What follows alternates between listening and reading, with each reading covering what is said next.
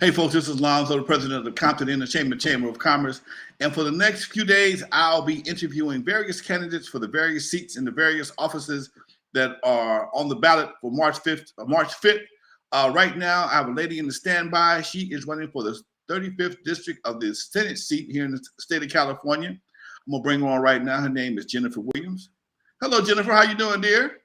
Hello, I'm doing really well. How are you? Good. Back up just a little bit because you're bigger than I am today. Back up. There you go. There you go. There you go. All right. All right. Now, I just met Jennifer yesterday. We had a phone call. I told her I would love to interview her. She said she agreed to come on the show. And I know nothing about her. So she's going to give us her bio, her resume, and all her attributes and why you should vote for her for the 35th Senate seat. Jennifer, you got it. Hello, everyone. My name is Jennifer Trishelle Marie Williams, and yes, I am a candidate running for State Senate in District 35. Why am I running? I'm running with a very clear mission to transform lives and to renew a sense of love and collective responsibility in society. And I know that sounds weird because we don't hear elected officials or politicians talk about love, but I think that we should. But what does that really look like? Love is transparency, equity, and accountability in our policies.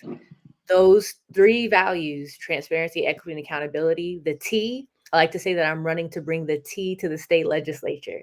Okay. Uh, why should you vote for me? Well, I'm also from this district. I am from Ujima Village in Willowbrook, and my husband and I are raising our 4-year-old daughter in the district as well. So I'm genuinely vested in seeing our community improve long term. I'm also not a career politician. I am a certified public accountant with over a decade of experience. And so I'm running to bring more of that tea for our taxpayer dollars. And Okay. lastly, by the grace of God, I've overcome homelessness twice in my life personally. I've overcome childhood poverty. I've overcome environmental racism in Eugene Village. And because these issues still persist, that's exactly why we need these experiences reflected in our leadership. Ujima Village, you just struck a nerve with me. As a young promoter, we call them the village people back in the day, were clients of mine at the my club, the Eve After Dark, right there on Avalon El Segundo.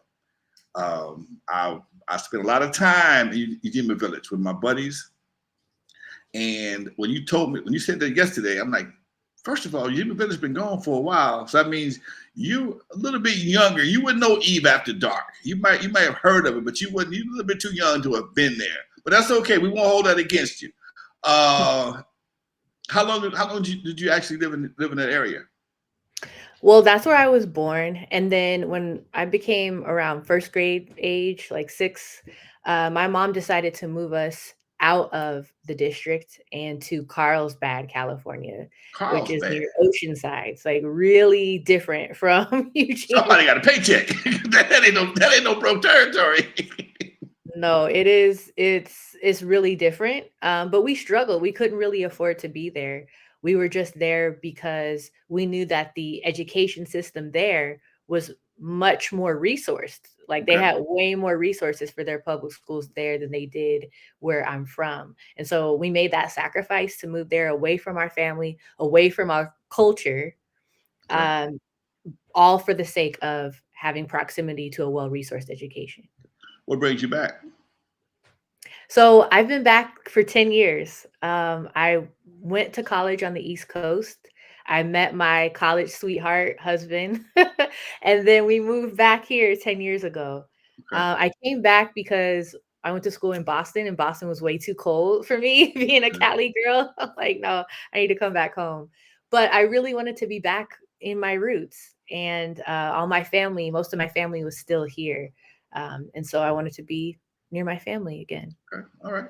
I'm willing to bet you I know somebody in your family. I'm willing to bet you. Jimmy Village, when you get a chance to, at the next barbecue, mention my name and see who looked around. Like, what you know about Lonzo?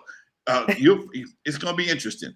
Uh, I think you're a commissioner. What kind of commission are you on? Yes, in 2022, I was appointed to the LA County Citizens Economy and Efficiency Commission. That whole point of that commission, there's many commissions in LA County. I think like over 200 different commissions. This particular commission serves the purpose of reviewing procedures and policies at the county level and seeing where there can be recommendations to improve the county's economy and make sure that they're delivering more efficient services and programs to its constituents. I live in an unincorporated community, and so I'm extremely vested in seeing the county be more efficient and effective in delivering its services and programs. Because as unincorporated residents in Willowbrook, Human Villages in Willowbrook, also unincorporated, our first line of government is the county. We don't have a LA City, council, city council, or even neighborhood councils. We are relying upon the county to do everything for us from a municipal and a county perspective. And so we especially need the county to be effective and efficient in how it delivers its services. And that's what inspired me to seek an appointment to that commission. Now, I didn't know that I would have to choose between my job in corporate America and serving my community as a commissioner. But a couple days after I was appointed, my company changed its policy and said that no one could be commissioners anymore. So I had to choose. And I Hmm. chose to walk away from my corporate career to serve our community as a LA County commissioner, unpaid. So I hope that that speaks to my heart, that I am not in this for the money. I'm not in this for the power. I am in this to serve. Interesting, very interesting. Sounds like very civic minded young lady. I appreciate that. I can respect that. Um, what school did you go to again down in Boston? Northeastern University. Okay, Northeastern. Oh, okay, okay. Um, as you are, what? Tell people the boundaries of the 35th Senate seat. Sure. So it includes Inglewood, LAX, Compton, Carson, Hawthorne, Lawndale, the northern half of Gardena, separated by Rosecrans. It includes Watts, Harbor Gateway, Harbor City, Wilmington, San Pedro, and unincorporated communities like Lenox, East West Rancho Dominguez, Willowbrook, Westmont, West Athens, um, and all the other unincorporated communities as well within that Okay. area. Okay. That has been pretty much my stomping grounds all my life. I grew Mm. up right there off Main Street in El Segundo, and my business was on El Segundo and Avalon. Went to Centennial. Centennial is Hmm. where Compton starts at. I live in Yep. LA now, but that whole little um, that whole area can be very confusing if you don't know where you are. Because you cross the street, you're in the city. You don't know whether you're in Right. Gardena or LA or LA County. And I was talking to a cop one day, and there was an accident right there on El Segundo and El Segundo and Figueroa. And I said, "How do you know who to call?" It all depends on where the car was coming from. Okay, who do you call? Mm, If it was coming up Figueroa headed north, you might call Gardena PD. If it was going down El Segundo, you might have to call the sheriff. So it can right. get very, very confusing. And in fact, I was even talking to one of my friends. There's a piece of land right off of Figueroa between off of El Segundo, and this one piece of land, in order for it to get maintained, you have to call the county, city, and the state because there's a Caltrans involved too. So you got all these different agencies Right. involved. So that situation can get very confusing, and I'm glad to see somebody wants to be a part of that. What if you are blessed with the opportunity to be a senator in the 35th district? What would be one of your first to do things on your to do list? Well, talking about that mission, I really want to make sure that everyone understands what does that really mean to transform lives, right? That sounds like really fluffy, but it actually is based in something very concrete.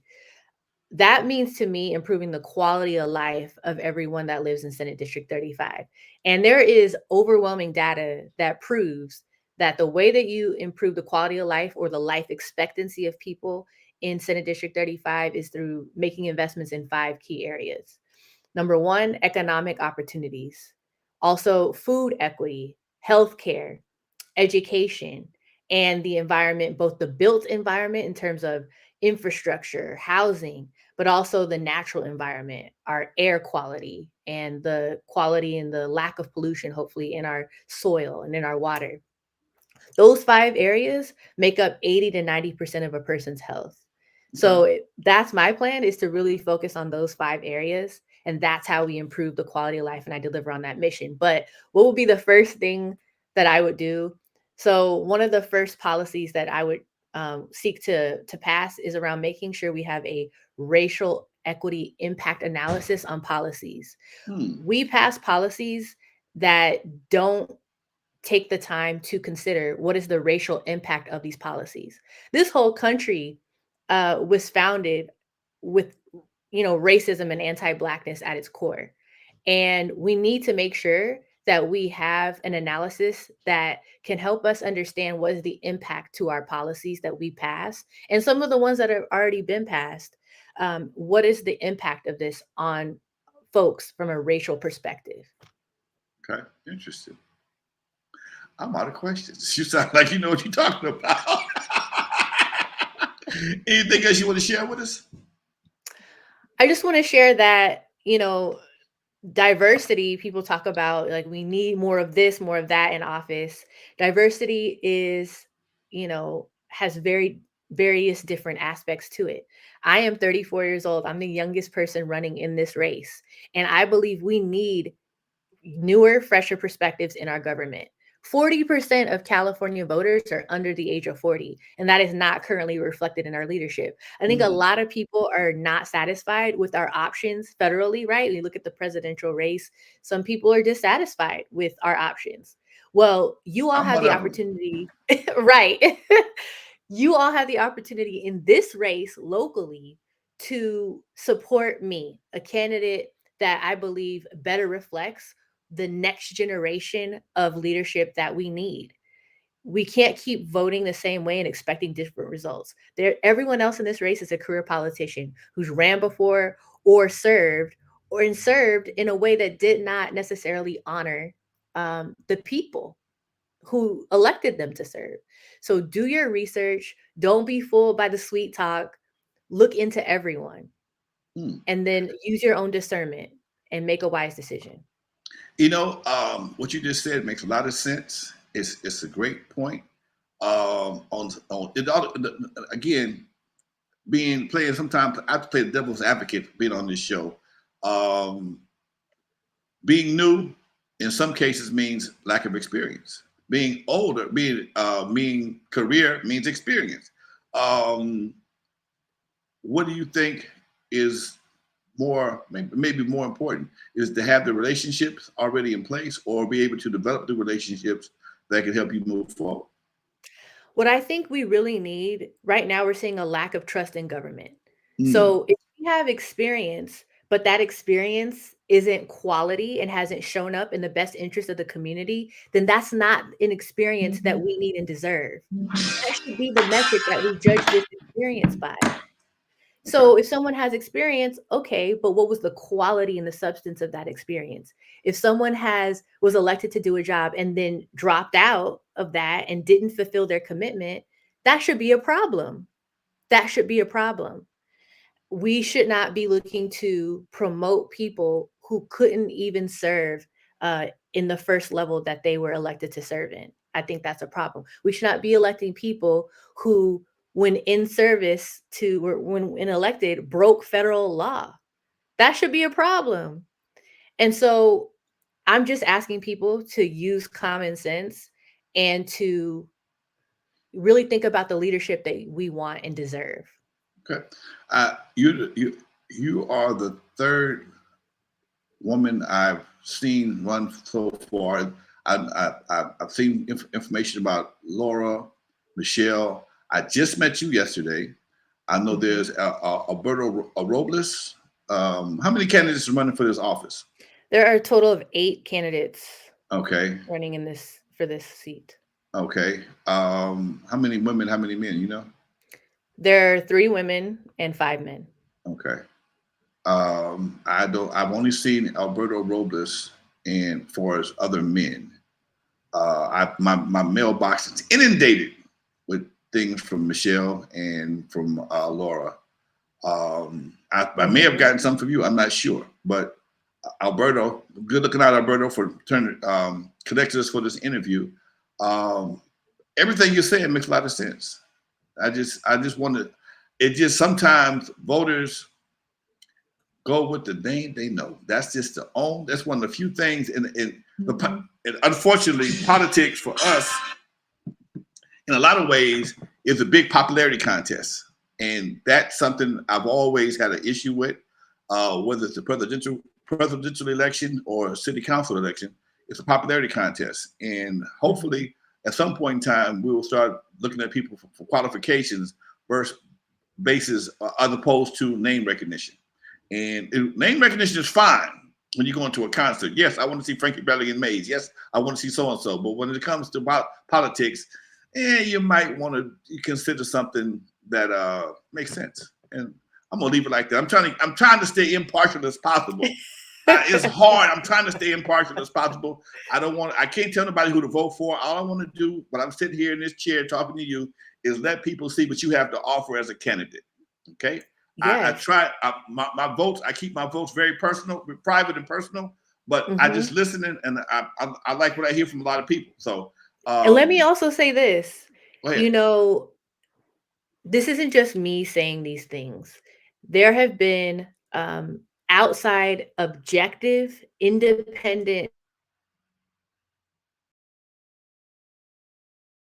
Boy, internet show know how to shut you down, don't they? You've been. I'm sorry. No, you've been doing fine all day. All of a sudden, when you say something like that, you get you start to freeze. Say that again. Say it again. I said that this is not just me saying this, that there are independent, objective sources who can validate the quality of the services of other people that have served an elected office that are in this race. So I encourage people look at the Compton audit report that came out in October of a few years ago, I think 2022. Right. The state of California audited Compton and talked about some of the issues there. So if you have leaders that are running from that area, you need to read that report, because that report talks about some of the issues that needed to be addressed. Objectively, this is an objective source. It's not coming from Jennifer Williams. This is coming from the state of California. Look at that. And one of the issues was the lack of financial management capability, and seeing that Compton hasn't had an infrastructure plan since 2014. So then why would you elect leaders at a higher level from an area that is struggling in that particular way? Right? I'm a certified public accountant with over a decade of experience. And one of the main issues that the state addresses in the legislature is our over $300 billion budget. Well, who better to help us in budgets and making sure our community gets what we deserve than a certified public accountant? Okay. All right. Makes sense. That's what I'm bringing to the table. Okay. That's what I want to hear. All right. That's what they need to hear. Now, how they're going to vote is up to them. My next question is, how do you address people that say your vote don't count? I can't stand that. People, I'm not voting, don't count, no way. How do you feel about that? How do you address people with that kind of attitude? Well, number one, it doesn't matter what color your skin tone is. Somebody died for your right to vote. Somebody died. Many human beings died for your right to vote. When you throw that away, you're giving somebody else the power to have influence in your day-to-day life. And you have to take personal responsibility for that. That's in my mission, collective responsibility.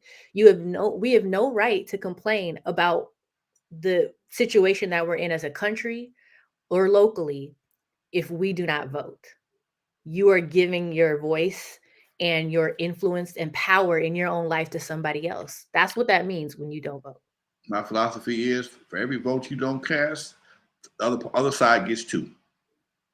The one they got and the one that you didn't get, that you didn't take advantage of. Okay, right? Because one vote cancels out another vote, but if you don't vote, that means they get their vote and the vote that you did not cast, and that's you wonder why things don't move the way you want to move.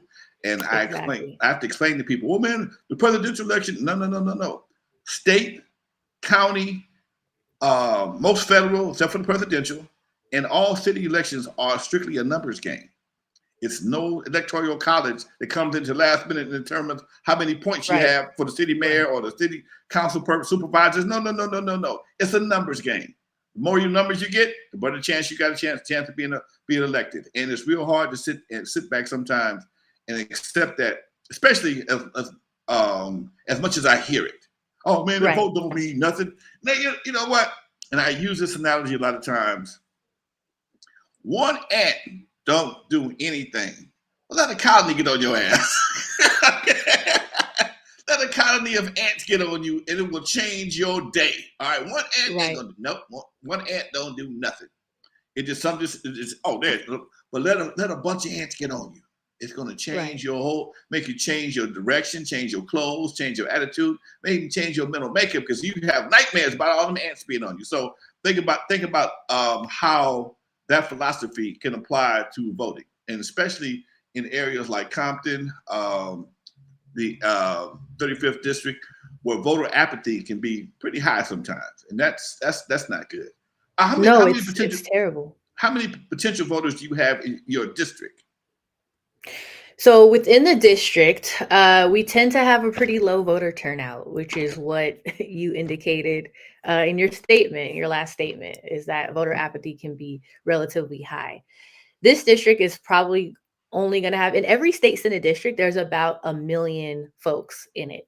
Okay. And in this district, we have over 500,000 registered voters in the district, but we're not likely to see really high voter turnout. We're likely only going to see maximum of about maybe 27% voter turnout. So that's really, really low, So really, really low. 27,000 people. Well, 27,000? No, 27% of 27%. 500,000, I, about that 500,000. about to get tricky now. Yeah. Okay. That's only a few thousand people. Yeah. I mean, yeah, it's not bad, but It's a, still, it's not good. it's not So, ideal, no. right. And most of those people are probably over 40 or over 50 for the most part. Yeah, so when you look at the data, a lot of those folks are 65 plus.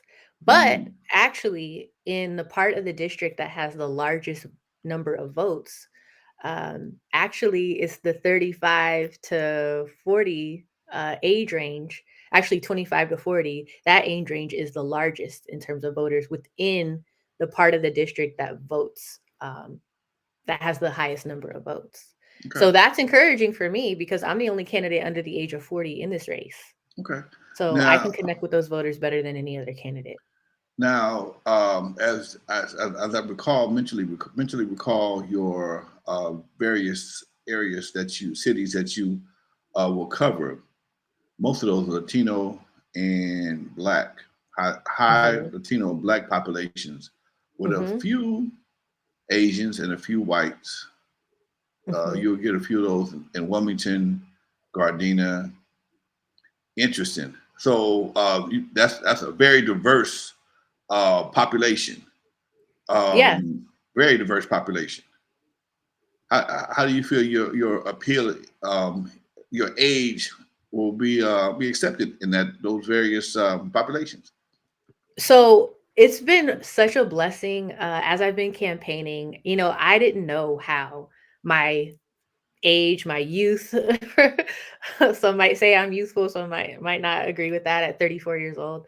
But it's been interesting to see how that's been received by different groups. I believe that 65 plus, that's like a really huge voting block, Hmm. that they actually see a young person and want to support me because the older generation are like, yeah, it's time for us to push a newer generation into leadership. So I think I've had a really positive response with that age group. From a ethnic diversity perspective, I'm the only campaign who has made an effort to print out my campaign materials in both English and Spanish. And in Mm. some cases, I've also printed some materials out in Tagalog, which is the Filipino language. So, and there's a pretty significant portion of Carson that is Filipino. So I'm the only candidate who's made that effort to meet people where they're at from a language accessibility perspective. So in that way, I think I appeal better than any other candidate in this race to those Do groups. do you have any endorsements? Yes, most of my endorsements are from the people, other commissioners Okay. in the second district. And because LA County second district overlaps really significantly with this state senate district, These are leaders. These reflect actual leaders within the community, and actual voters within the community, not just political leaders. Which, of course, political leadership is, it's not nothing, but I think it's most important to have the endorsement of the people. Okay. All right. They're the ones to make the decisions. All right. All right. We're talking to Michelle. I'm sorry. Oh my God. No. We're talking to Jennifer Williams. Jennifer Williams, running for the 35th district here in the city of Los Angeles. Got me stuttering. I messed up so bad. I apologize. I'm so scared. It's all good. It's all love between me and all the other candidates. It's all love. I gotta say this before I go. I've been to a couple of different candidate forums, especially for the city of Compton, and it's been very professional. And I think for me, that is something that I can appreciate. I hate a messy campaign. Okay. Yeah. Yes, we don't agree. No, we do not agree on everything. Yes, we do have a couple of issues, but we have to be professional at all times. Because at some point in time, the shoe may flip. I'm gonna need you for something, or whatever the case may be. It's gonna be hard to knock on your door or pick up that phone to make that phone call if I done said a whole bunch of bad stuff about you on the campaign trail. All right. And I was talking to a friend of mine about that. We laughed about Obama and Hillary Clinton back in the day, how they talked about each other. She talked about them real bad. But as soon as it was over with, he gave her a job. So you have to understand, it's bigger than the campaign. So I can appreciate everyone that has been professional throughout this whole campaign. March 5th is the date. It's about 4 or 5 days away. I'm talking to Jennifer Williams. She's running for the 35th Senate seat here in the state of California. And in my area, she will definitely be a force to be reckoned with. Jennifer, if you have anything to say, now it's time for your closing remarks, dear. Thank you. I want to thank you, Lonzo, for allowing me to be into this space, into your space. Look, we need somebody who understands our community and our district. I am from here, and me and my husband are raising our daughter here. So I am about this community long term, not just during an election year. I've not been planning to run for this for years. Like, that's not me. I was called to serve this community in this way, very unexpectedly, but I walked away from my corporate career to serve. So I am serious about this. I am writing hard for us. And I want to make sure that all of our voices and our perspectives are heard. We need somebody who has been through things that reflect some of the biggest issues that we're going through. But we also need folks who have value to bring to the table other than just connections and relationships, although important. We need someone who can help us with the dollars and cents. At the end of the day, cash rules everything around me, right? That's what they say. So we need somebody who knows their way around a budget. And I'm the only certified public accountant in this race. And I want to make sure that our district gets the resources that we deserve. Okay. All right, folks. You heard her straight out of her mouth. Jennifer Williams, running for the 35th district in the city, in the state Senate seat. Good luck, dear, on March 5th. Hopefully we'll be seeing you again. God bless. Have a great day. God bless. You too. Bye. Bye-bye.